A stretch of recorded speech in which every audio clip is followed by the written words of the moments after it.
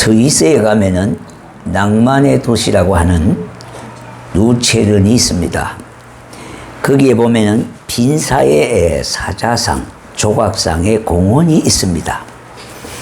이 사자장의 내력은요, 1792년 8월 10일 프랑스 혁명이 일어났던 시기입니다.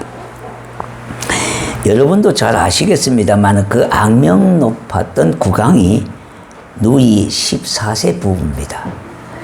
나이가 16세가 아니라 그래서 그 국왕이 머물고 있는 그런 궁전에 프랑스 혁명군과 시민군들이 습격을 하게 됐습니다. 그때 궁전을 끝까지 지키던 경비병이 스위스 용병들입니다. 프랑스 국왕 부부를 지키다가 혁명군들과 시민군들로부터 거의 몰살을 당한 스위스 용병 경비대를 추모하기 위하여 스위스 정부가 건립한 조각상이 바로 빈사의 사자상입니다. 사자가 거의 다 죽었다는 그런 뜻입니다. 스위스는 자치주를 중심해서 우리 같으면 이렇게 고양시만 고양시, 경기도만 경기도 이렇게 해서 용병 부대를 창설했습니다. 그래서 유럽의 거의 나라의 전쟁에 군인들로 용병들이 참여하게 됐습니다.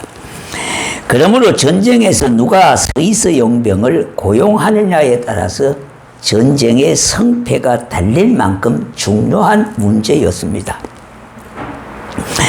스위스는 일찍 산악지대이기 때문에 나라가 굉장히 적잖아요. 한 1200만, 1200만 정도 인구가 됩니다. 그래서 산악지대이기 때문에 특별한 어떤 산업이나 이런 먹거리가 거의 없었습니다. 그래서 스위스 사람들은 한 150년, 200년 동안 먹고 사는 문제가 그들에게 가장 큰 당면한 문제였습니다. 그때의 수출 산업 1호가 용병 부대입니다. 용병이라고 하는 것은 외국인이 대다수이기 때문에 그들은 믿을 수 없는 존재들입니다. 돈을 위해서 전쟁을 하기는 하지만은 목숨은 당연히 아까운 거로 목숨 바쳐 전쟁하는 군인들은 거의 없습니다. 1792년 그때의 프랑스 혁명 때는 달랐습니다. 왕이 있는 궁전의 상황은 그와 정반대였다 이 말입니다. 국왕 부처를 사로잡기 위하여 궁전을 향한 혁명군과 시민들이 궁전을 지키고 있던 스위스 용병들과 육박전이 벌어졌습니다.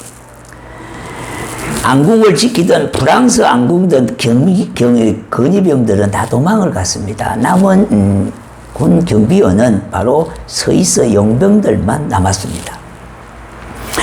용병들은 목숨을 걸고 국왕 부처를 지키고자 했던 겁니다. 그런데 사자상 아래 보면은 돌판에, 회색 돌판에 이런 글귀가 있습니다. 이날 760명의 스위스 용병 경비대가 전사했고 겨우 350여 명만이 살아남았다고 기록하고 있습니다. 결국에는 용병들은 프랑스 국왕 부처를 지킨다는 자신의 소임을 안수하지는 못했습니다. 그러나 그 용병의 이미지는 그들은 목숨을 걸고 끝까지 임무를 수행하다가 죽은 충정스러운 그런 군인들이다. 그런 미덕이 지금 오랫도록 지금 남아있는 상황입니다. 그래서 그 기념비 앞에 여러 가지 설명들이 있고요. 벽화들이 있을 뿐만 아니라 기념관이 건립되어 있습니다. 지금도 스위스 사람들은요, 그 의미를 새기면서 자기들의 선조들이 목숨을 바친 희생으로 오늘 부유한 스위스 나라가 되어졌다고 그렇게 그들은 그 역사를 잊지 아니하고 산 교육장으로 삼고 있습니다. 우리가 많이 본받아야 될 나라가 바로 스위스입니다. 스위스는 우리보다 한 3배 정도 잘 사는 나라입니다. 예, 그 나라가 옛날에는 그렇게 먹고 사는 문제가 참으로 그들의 당면과제였고 생존의 문제였지만은 조상들이 목숨 바쳐 피 흘려서 싸우고 전쟁에 팔려가서 그들은 뭡니까? 그 피의 대가, 목숨의 대가로 오늘날 스위스가 이렇게 부한 나라가 되어졌다고 하는 그 선조들의 그 교훈, 지금도 그들은 산교육장으로 역사를 돌아보고 생각하는 그런 공간이 되어졌던 겁니다. 오늘 이 말씀은요, 사도 바울이 하나님의 비밀에 대하여 말씀하고 있습니다. 그가 깨달은 바 하나님의 비밀은 하나님의 구원 계획이 바뀌었다는 말입니다. 유대인은 하나님이 보내신 구원자를 배척하였기에 구원의 대상이 이방인으로 우선순위가 바뀌었다, 그렇게 말하고 있습니다. 이방인 가운데 구원받을 자의 수, 받은 자의 수가 찬 후에야 하나님 나라에 이스라엘은 참여할 수 있게 되었다는 그 말입니다. 왜 그렇게 되었습니까? 이는 유대인들이 기대했던 구원의 방법이 하나님의 것과 정반대였기 때문이었습니다. 옛날에도 그랬지만은요, 오늘도 사람들은 힘든 일을 만나면은 어떤 능력 있는 사람이 자기를 구조, 도와주기를 원하는 것은 지금이나 예전이나 똑같은 일 아닙니까? 한 나라가 다른 나라에게 정치적으로 억압을 당하면 위대한 지도자가 나타나서 나라를 구원해 주기를 바라는 것 아닙니까?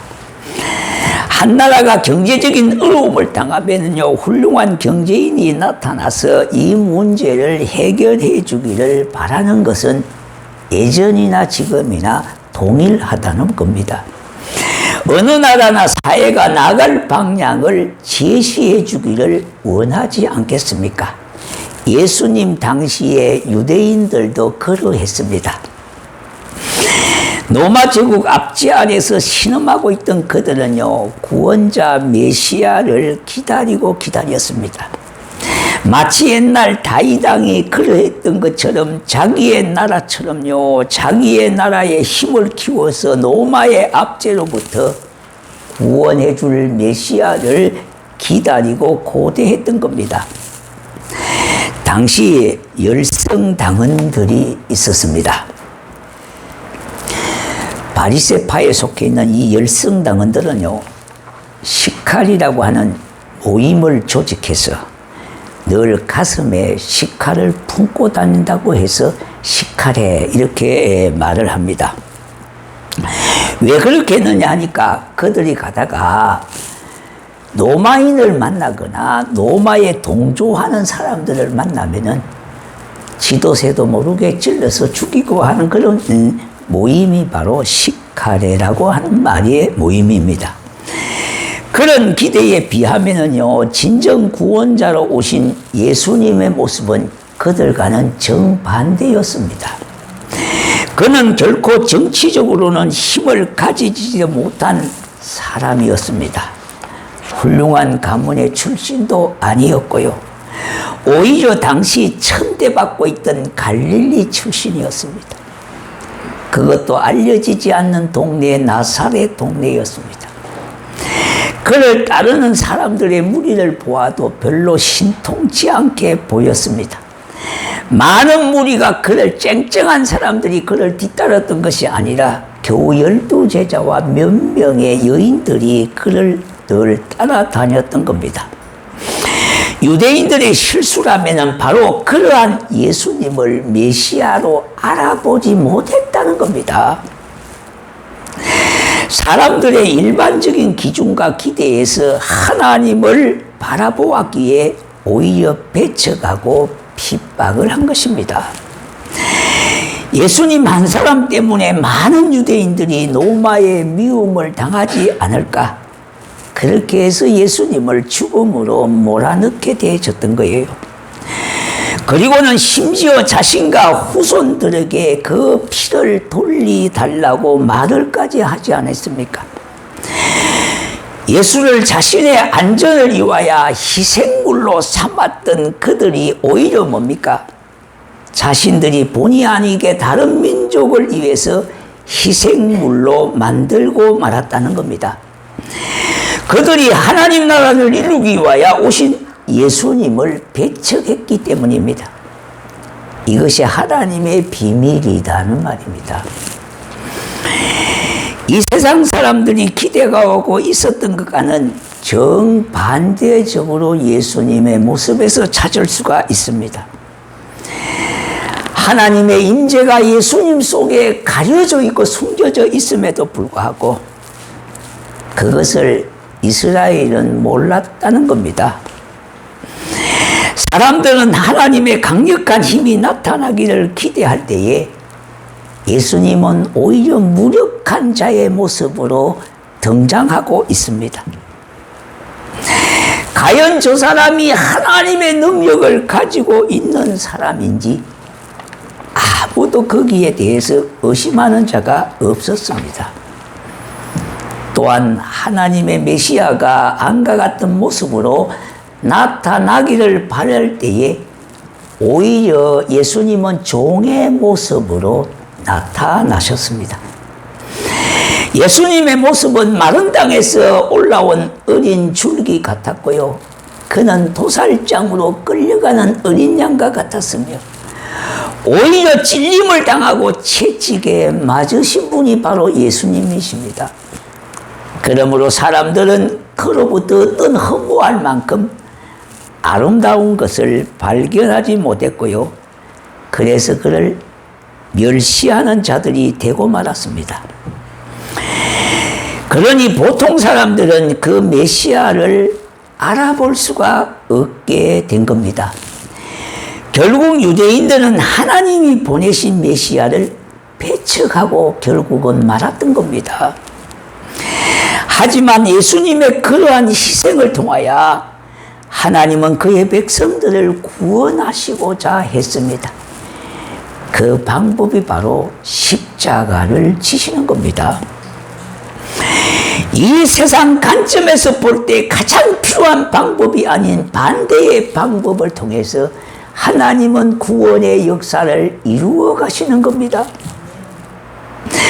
다른 사람들이 남의 희생을 요구할 때에 자신 스스로를 희생하는 방법으로 나타내신 분이 바로 하나님의 힘입니다.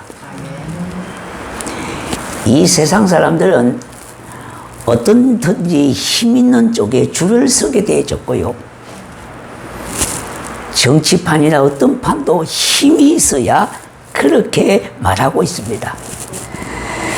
그러므로 냉정하게 보면은 국민을 위해 하는 것이 아니라 자기 욕심들을 위하여 힘을 키우고 있다가 그렇게 말할 수가 있는 것입니다.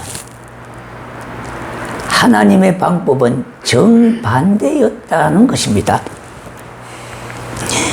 그런데요, 오늘날 이런 희생이나 헌신이 많이 사라졌다는 겁니다. 다른 사람에게 헌신과 희생을 요구하기 전에 예수님 스스로 헌신의 길, 희생의 길을 가셨어요. 왜요? 온 인류를 구원하시고자 하는 하나님의 뜻을 이루기 위하여 십자가로 가셨던 겁니다. 바로 예수님의 자기 희생이었습니다. 그런데 오늘날은 이런 희생을 찾아보기가 매우 어렵다고 말합니다. 하나님이 오늘도 우리 가운데 그러한 모습으로 역사하지는 않을까요? 만약에 그렇다면 우리는 다시 한번 생각해 보아야 되지 않겠습니까? 하나님의 비밀스러운 역사에 그런 방법으로 그런 역사의 눈을 가지고 조심스럽게 살펴보아야 되지 않겠습니까?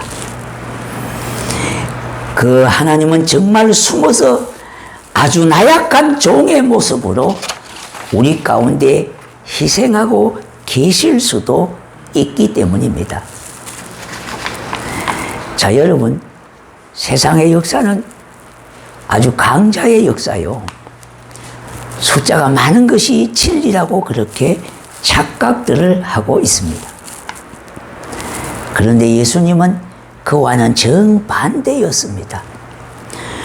수만만의 많은 군대를 거느리시는 분도 아니시고 수많은 청중이 예수님을 따랐던 것도 아닙니다. 십자가에 가는 길에는 나 홀로였습니다. 왜요? 영광의 길은 그렇게 뭡니까? 수많은 사람들이 따라오는 길이 아니었습니다. 우리 스스로도 하나님의 영광스러운 임재와 놀라운 기적과도 같은 강력한 지도자가 나타나기를 바라지는 않겠습니까? 우리가 이 말씀 속에서 많은 것을 좀 생각해 보아야 알겠습니다. 예를 들어서요, 1970년과 1980년대에 불어닥친 성령의 운동은요, 하나님의 놀라운 임재를 경험하게 됐습니다. 그때는 교회가 많이 성장들 했습니다. 예적으로. 하나님이 함께 하시지 않는다고 할 정도로 부흥들을 했습니다. 다시 말씀드린다면은 부흥하지 않는 교회는 하나님이 함께 하지 않는다 할 정도로 대다수 교회들이 다 성장을 이루었습니다. 그때 많은 은사들이 한국 교회에 나타나기 시작했습니다. 만약에 은사가 나타나지 않는 교회는 죽은 교회라고 할 정도로 많은 교회들이 성령의 놀라운 역사와 은사들이 비일비재하게 나타나게 됐습니다. 또한 그때는 강력한 주의 종들이 많았습니다. 그래서 강력한 영적인 역사가 한국 강토를 휩쓸고 지나갔습니다. 그리고 애형적으로나 실제적으로 상당한 성장을 이루었습니다. 자, 그러한 때에 돌아보면은요, 많은 분들이 희생을 했다는 말입니다. 오늘날 한국교회가 이만큼이라도 성장할 수 있고요, 그만큼 세워질 수 있었던 것은 그 역사 속에 수많은 희생자들이 있었다는 겁니다. 그런데 오늘은 이런 희생들이 찾아보기가 어렵다고들 합니다. 그러한 때에 모든 분야에 희생들이 많았는데 사회적으로 보면은요, 독일에 간 간호사들이 있지 않습니까? 죽은 시체를 끌어안고 눈물로 닦았던 그 간호사들요, 수천 미터 밑에, 수천 미터 밑에 아무도 들어가지 않는 그곳에 한국의 강부들이 들어가서 생사를 가늠하는 그 현장 속에서도 오직 돈을 벌겠다고 하는 오늘날로 말하면 예하불입니다. 그런 분들이 있기 때문에 오늘의 대한민국이 이렇게 서게 되어진 겁니다. 베트남 전쟁에 참여해서 피 흘린 군인들이 있었기 때문에 그때 우리나라가 예하가 들어오기 시작했어요. 청계천 봉제 공장에서 하루에 16시간 이상씩 그냥 밤잠을 자가 세워가면서 일한 노동자들이 있었기 때문에 대한민국의 산업이 이만큼이라도 자리 잡게 됐습니다. 그 당시는 교회도 마찬가지입니다. 밤을 새워서 온종일 철야했던 교인들이 그 당시는 많았습니다. 적은 수입에도 불구하고 하나님 앞에 11조와 감사물질과 건축헌금을 드리던 성도들의 그 정성의 손길들, 희생의 손길들이 많았습니다. 그런 분들이 진정한 공로자고 애국자입니다. 그런데요, 문제는 지금이 이제 문제입니다. 오늘의 우리는 어떠한가 말입니다. 모든 분야에 희생하고자 하는 사람이 적다고들 아우성합니다. 풀비츠라고 하는 심리학자가 있습니다. 그가 이런 말을 남겼습니다. 우리 시대의 가장 큰 이단은 자기 숭배라고 하는 겁니다. 여러분 귀담아 들으셔야 돼요. 제일 큰 이단이 자기를 숭배하는 것이 제일 큰 이단이라는 겁니다. 다시 말씀드린다면 하나님과 은수라는 말입니다. 자기를 가장 중하게 여기고 자신을 숭배하는 한 결코 자기 희생이 없다는 겁니다, 여러분. 여러분, 우리가 당연히 그런 거는 일반적으로 상식 아닙니까? 그죠? 자기만을 생각하면 어떻게 시간을 낼 수가 있고요. 어떻게 희생할 수가 있고 어떻게 헌신할 수가 있겠습니까? 그동안 자신의 권리가 너무 침해당했다고 우리의 권리를 찾는 것도 소중하지만은 이와 더불어 우리가 감당해야 될 책임과 희생도 함께 생각해야 될 때가 됐습니다. 그러한 공동체의 희생이 있어야 공동체가 든든히 세워지고 유지가 되어진다 이 말입니다. 오늘 우리 자신을 바라볼 때에 이런 희생은 점점 사라지지 않는가요? 저를 비롯해서 여러분들이 한번 깊이 좀 생각해 보셔야 할 대목입니다. 그러한 모습을 우리 주님은 어떻게 보고 계실까요? 우리가 그렇게 찾지를 않으니까 우리 하나님도 숨으시는 것 같이 느껴지지 않습니까? 우리 주위에는 아직도 구원을 기다리는 백성들이 있다는 것과 그들의 아픔의 소리가 들려오고 있는 것입니다. 그런데 우리는 이렇게 생각하지 않습니까?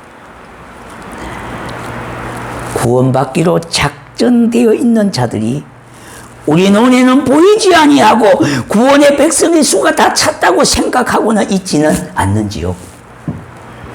그래서 이렇게 흔히들 말합니다. 목사님, 우리 동네는 예수 믿을 사람이 아무도 없습니다. 우리 아파트는요, 예수 믿을 사람 없어요. 여러분, 그 말은 지당한 말이 아니라 100% 틀린 말입니다. 우리의 눈에는 믿을 사람은 다 믿고 안 믿을 사람은 지옥 갈 사람이 이미 다 정해졌다고 그렇게만 생각합니다.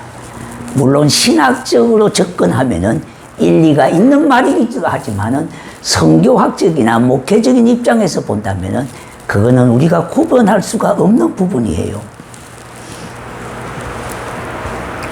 자, 여러분, 바로 이러한 때에 우리 그리스도인들이 찾아야 할 해결책은 과연 무엇이겠습니까? 여러분, 계속적으로 강력한 메시지를 기다리고 교회가 강력한 교회를 이루어 가시는 것일까요?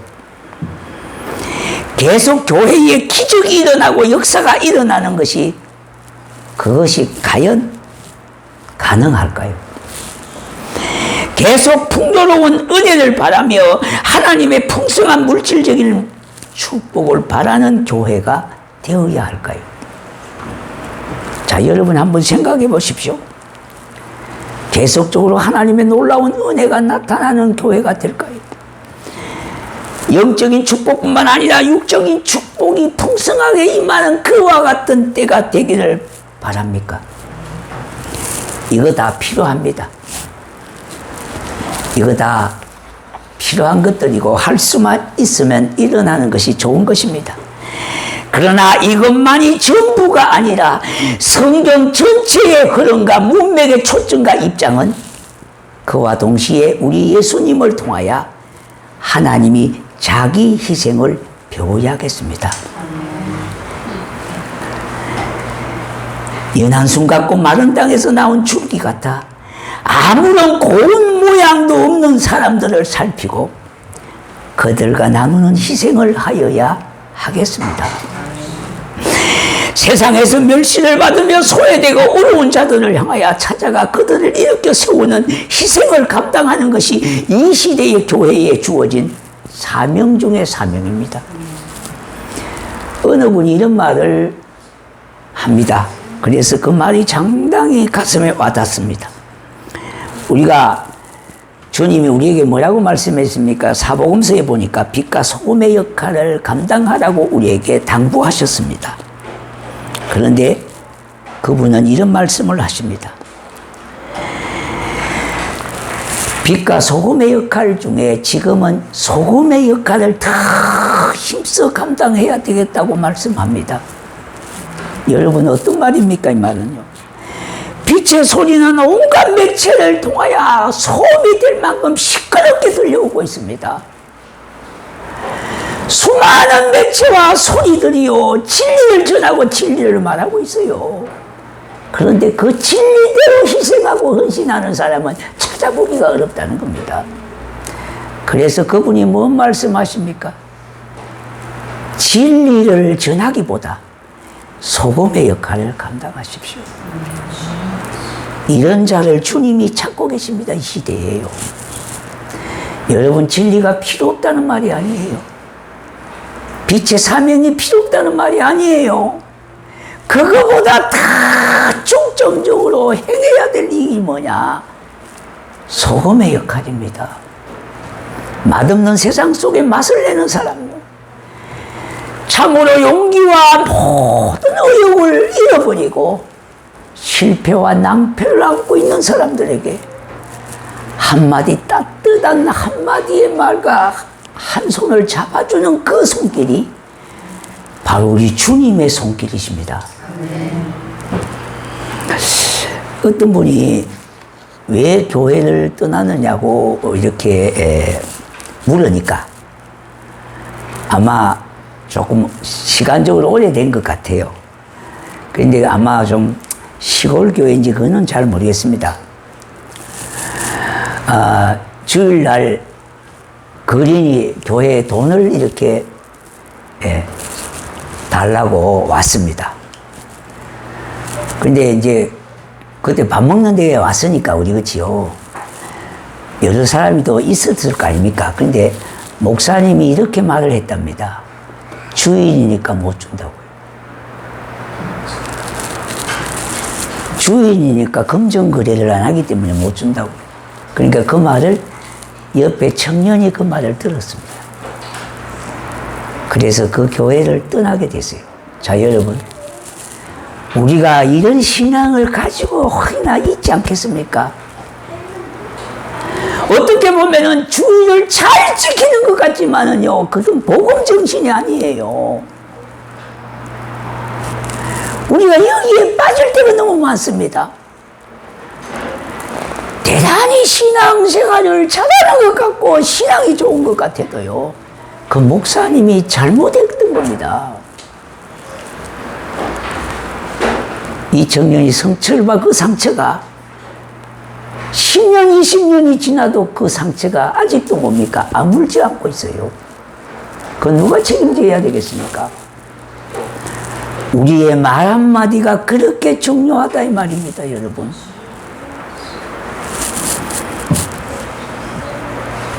하나님은요,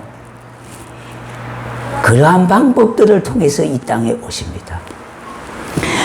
우리가 생각하기를 하나님은 말없이 숨어 계시는 것 같지만은 우리를 면밀히 살펴보시고 시험하시는 하나님의 또 다른 역사를 기대할 수가 있습니다. 희생은 결코 가난한 삭고 힘없는 사람만이 당하는 것이 아닙니다. 이는 오히려 하나님의 임재를 구하는 자들이 스스로 행해야 하는 겁니다. 하나님의 은혜와 하나님의 능력은 낮은 곳으로 임한다고 하는 사실요. 우리나라 정세가 참 어렵습니다. 모두 다 편하고 안위를 쫓아서 그런 대로 살고 자기 목적을 달성하기 위하여 수단 방법을 없이 판을 치는 세상에서 우리 기독교인들만이라도 거기에 함께 편성해서 그렇게 살아간다면은 기독교는 앞으로 설 자리가 없습니다. 어느 누구도 희생하지 않으려고 할 때에 우리 믿는 자들이라도 그리스도의 희생과 그 삶을 조금이라도 실천하는 사람이 된다면 세상은 조금씩 아름답게 바꾸어지지 않겠습니까? 지금도 한국교회는요, 신앙의 선배들의 희생을 통하여 오늘 이루어졌고요. 오늘도 숨어 봉사하고 희생하는 그 숨은 손길에 땀과 피를 흘렸던 그분들이 있었기 때문에 대한민국이 이렇게 선교적으로 강한 나라가 되어졌습니다. 그리고 오늘 우리 교회도 마찬가지입니다. 먼저 믿었던 분들의 헌신과 수고로 인하여 오늘 이 교회가 이렇게 지속되고 있다고 하는 사실, 여러분 간과하시면 절대 안 되는 겁니다. 어느 누구의 헌신과 희생이 있었기 때문에 오늘의 교회가 있듯이요, 이 대한민국도 마찬가지입니다. 그렇게 희생과 헌신의 사람들이 있었기 때문에 세계가 부러워하는 대한민국이 되어졌습니다. 이제 우리가 조금 마음을 합쳐서요, 좀 공짜 좋아하지 말고요, 예? 이 스위스 사람들이 참 위대한 거는요, 나라가 얼마나 부강하고 하니까 생계수단으로 기초생활비요, 예, 생계 양육비, 그 뭐라 그럽니까? 뭐 기초 그 생활보정, 그걸 1인당 300만 원씩 준다고 투표를 했는데 7대3으로 거부했어요, 이민족은요. 우리 같으면 아마 거꾸로 됐을 겁니다. 왜? 양재물도 그렇게 공짜를 좋아하니까요. 부끄럽습니다, 부끄러워요. 예수 믿는 사람이 이렇게 많다고 하면서도요, 예? 참 부끄럽습니다. 그분들은 300만 원씩 1인당 300만 원씩 준다 해도 지금은 공짜로 집 받아먹지만 나중에는 우리의 후손들이 갚아야 될 나라의 빚이라 이 말이에요, 부채요. 우리도 너무 공짜 좋아하지 마셔야 돼요, 공짜요. 그 우리의 후손들이 다 갚아야 될, 세금으로 갚아야 될 거예요. 예? 자기 돈 주는 거 아닌데 왜 이렇게 인심을 쓰는지 합니까? 나라를 조금이라도 생각한다면 그런 식으로 가지 않겠죠. 우리는 스위스의 교훈을 통해서 배워야 합니다. 그때가 언제입니까? 코로나 때입니다. 그래도 그들은 거부했어요. 왜요? 우리의 후손이 갚아야 될 세금이라는 겁니다. 예. 참, 우리 한국 사람은 양재물도 좋아하는데 이 공짜라고 다 뻘컥뻘컥 마셨다가는 죽어버릴 거 아닙니까? 우리 이런 거 이제 우리 믿는 사람이라도 좀 나라를 생각하고요, 우리 주의 몸된 교회를 생각하고 하나님의 방법은 이 약자를 통하여, 약한 자를 통하여, 미미한 자를 통하여 하나님의 또 다른 역사를 이루고 계십니다. 그래서 우리는 예수님께서 보여주신 희생의 길을 가는 겁니다. 십자가의 짐을 지고 순교자의 길을 가는 사람들입니다. 우리 모두는 이 길을 가야 합니다. 나만이라도 가야 하는 길을 내 혼자만이라도 그래도 가야 할 길입니다. 우리 모두 갔으면 얼마나 좋겠습니까? 그렇게 되지 못한다 하더라도 한 사람 한 사람 나만이라도 그 길을 나서야 합니다. 주님이 내게 주신 사명으로 여기고 그 길을 뚜벅뚜벅 걸어가는 성도가 되어줄 때에 하나님의 시선과 초점은 그 사람을 통해서 또 다른 하나님의 역사를 이루어 가실 줄로 믿습니다. 이와 같은 믿음의 역군들, 믿음의 사람으로 쓰임받기를 원하는 우리 모두가 되었으면 합니다. 예, 우리 찬양하겠습니다.